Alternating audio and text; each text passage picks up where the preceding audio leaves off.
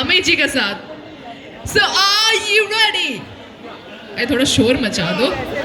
I know, पानी पिला दो कोई इनको.